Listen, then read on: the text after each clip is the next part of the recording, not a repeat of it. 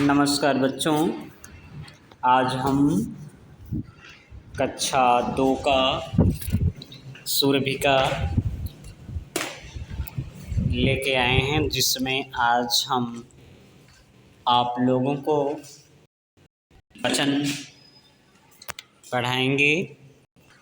तो चलिए बच्चों, आप लोग अपनी बुक निकाल लीजिए और वचन देखिए। वचन को दरअसल हमने उसका कुछ भाग पढ़ाया है और आगे का शेष भाग जो है आज पढ़ाएंगे।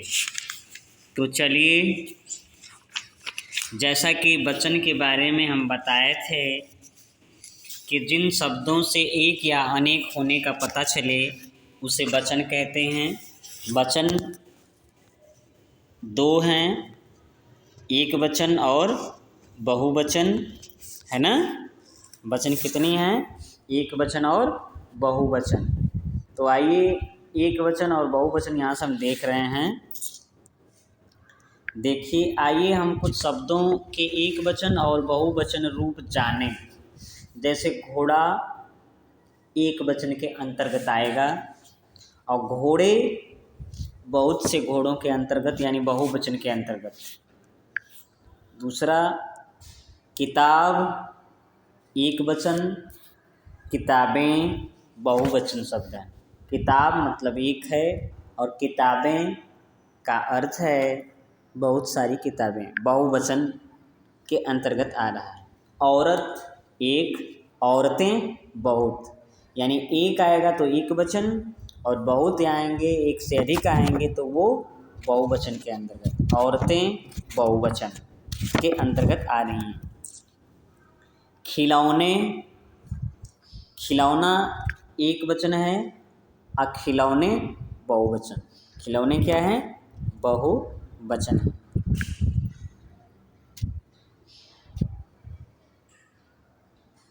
चलिए, खिलौने बहुवचन के अंतर्गत आएगा। इस प्रकार और शब्दों को देखते हैं। जैसे पत्ती एक वचन और पत्तियां बहुवचन, बिल्ली एक वचन और बिल्लियां बहुवचन। और देखते हैं, माला एक वचन, मालाएं बहुवचन। चिड़िया एक वचन, देखिए चिड़िया में देखिए बहुत ज़्यादा अंतर नहीं दिख रहा है। ये चंद्रबिंदु लग जाएगा तो बहुवचन हो जाएगा और ये चिड़िया रहेगा। समझ गए? चिड़िया ये एक वचन, चिड़िया इस तरह लिखा गया तो एक, और अगर इस तरह लिखा गया चिड़िया लिख करके ऊपर चंद्रबिंदु लगा दिया गया तो ये बहुवचन के अंतर्गत आ जाएगी। समझ गए? बालिका एक वचन के अंतर्गत और बालिकाएं बहुवचन के अंतर्गत। अध्यापिका एक वचन और अध्यापिकाएं बहुवचन के अंतर्गत। बहुत हैं इसलिए बहुवचन हो गया और एक है तो एक वचन हो गया। समझ गए? देखिए, गुड़िया एक वचन, यहाँ भी देखिए गुड़िया में भी बहुत ज़्यादा अंतर नहीं है, चंद्रबिंदु का अंतर आपको दिख रहा है। देखिए, गुड़िया और गुड़िया, गुड़िया, यानी ये चंद्रबिंदु है तो बहुवचन और चंद्रबिंदु नहीं है तो एक वचन। चुईया, चुईया, इसमें भी देख लीजिए, ये चुईया एक वचन जिसमें चंद्रबिंदु नहीं है और इसमें चंद्रबिंदु है तो ये बहुवचन के अंतर्गत आएगी। अब कुछ एक वचन बहुवचन शब्दों को देख लेते हैं।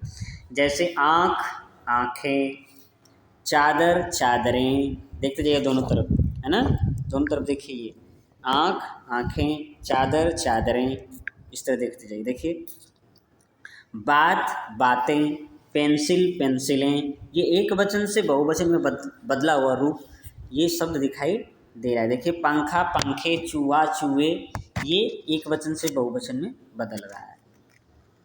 गमला, गमले, पैसा, पैसे, मछली, मछलियाँ और गिलहरी, गिलहरियाँ, चिड़िया, देखिए चिड़िया में देखिए बहुत ज़्यादा अंतर नहीं है, घड़ी में भी बहुत ज़्यादा अंतर नहीं दिख रहा है। देखिए, चिड़िया एक वचन है, इसके ऊपर चंद्रबिंदु नहीं लगा है।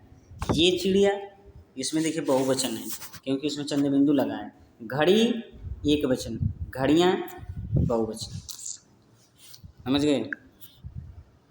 एक चीज़ ध्यान रखिए, देखिए ये घड़ी है ना, जब दीर्घ ई आएगा, शब्द के अंत में दीर्घ ई आ जाए तो दीर्घ ई के स्थान पे जब बहुवचन बनाएंगे ना, तो दीर्घ ई के स्थान पे ह्रस्व ई हो जाएगा, यानी छोटी ई हो जाएगा और साथ साथ या भी जुट जाएगा।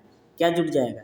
या भी जुट जाएगा। जैसे ये देखिए बड़ी ई है ना, इस तरह बड़ी ई की निशानी है, तो बहुवचन जब बनाएंगे तो ये बड़ी ई छोटी ई हो गया है, देखिए छोटी ई हो गया है, और उसके बाद या शब्द जुड़ गया है। या जो है अक्षर क्या हो गया है?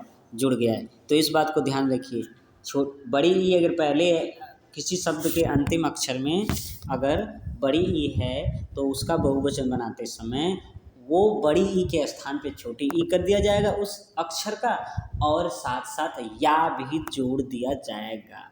देखिए यहाँ पे घड़ी तो घड़ियाँ, ऋतु का ऋतु में, इसमें भी ये जुट रहा है ना। दवाई देखिए बड़ी ई, तो यहाँ दवाइयाँ छोटी ई हो गई, साथ साथ या जुट गया, समझ गए? या ये जुटा है ना या। फिर शाखा शाखाएं, मुर्गा मुर्गे, मुर्गा का मुर्गे, है ना। अब और देख लेते हैं। आइए अब कुछ ऐसे शब्द भी जानें जो दोनों वचनों में समान रहते हैं, जो दोनों वचनों में क्या रहते हैं?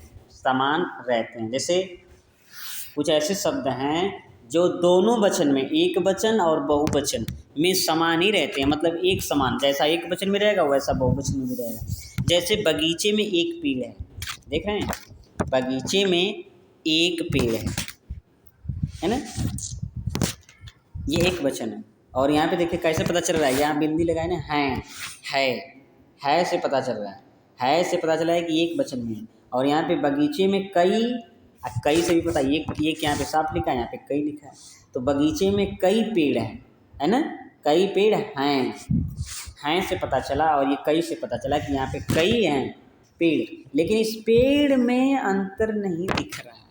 यानी एक वचन भी हो सकता है, बहुवचन भी, है ना, दोनों सेम, यानी एक वचन में वही रहेगा और बहुवचन में भी वही शब्द रहेगा, उसमें अंतर नहीं है। अब जैसे गमले में एक फूल खिला है ना, तो गमले में एक फूल खिला है, तो फूल शब्द क्या है? एक वचन। और यहाँ पे देखिए गमले में कई फूल खिले हैं, कई फूल, तो एक वचन में भी यही फूल और बहुवचन में भी यही फूल ही लिखा जाएगा, इसमें किसी प्रकार का अंतर नहीं है। कुछ शब्द ऐसे हैं, जैसे फूल देख लिए ना, और देखिए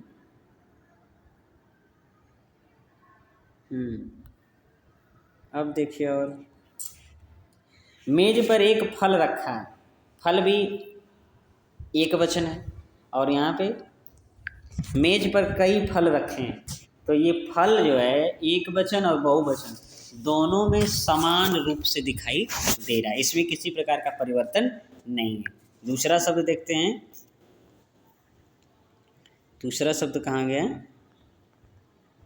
हाँ, दूसरा शब्द जैसे देखिए, बालक आँख बंद करके बैठा, तो ये बालक एक वचन है, और यहाँ बालक आंखें बंद करके बैठे हैं, ये वाक्य जो है बहुवचन का है, लेकिन बालक जो शब्द है उसमें किसी प्रकार का परिवर्तन नहीं हुआ। एक बालक के लिए भी बालक है और बहुत सारे बालक के लिए भी बालक है ना, हिंदी में। इस प्रकार देखिए, नीचे दिए गए वाक्यों में दोनों वचनों में शब्द एक जैसा रहता है। वचन का ज्ञान हमें क्रिया वाले शब्दों से पता चलता है, क्रिया करने से पता चलता है कि एक वचन है या बहुवचन। बैठा है, बैठे हैं, समझ रहे, बैठा है मतलब एक है, बैठे हैं मतलब बहुत है कि नहीं, क्रिया से पता चल रहा है। रखा है क्रिया एक, रखे हैं, तो इसमें चेंजिंग हो रही है कि नहीं, देखिए ये रखे हैं बहुवचन, ये रखा है एक वचन, समझ गए। इधर और देख लीजिए, ये खिला है एक वचन में, और ये खिले हैं बहुवचन में। चलिए, तो इस प्रकार वीडियो को यहीं समाप्त करते हैं, फिर नेक्स्ट वीडियो में मिलेंगे, तब तक के लिए नमस्कार।